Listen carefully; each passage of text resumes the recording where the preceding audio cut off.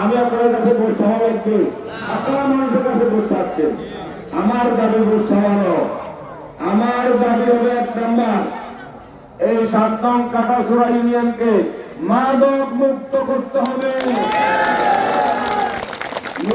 Number শুনে রাখুন, আপনি সহ আপনার ইউনিয়নের সকল নেতৃবৃন্দ, আপনাদের দাবি পূরণের আগে আমার দাবি পূরণ করতে হবে মাদক মুক্ত 7 নং কাটাছড়া ইউনিয়ন।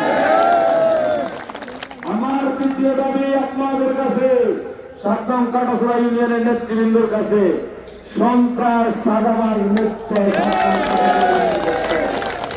আমার এই 2 দাবি যদি আপনারা পূরণ করেন, আপনাদের দাবিও পূরণ করার জন্য আমি চেষ্টা করব।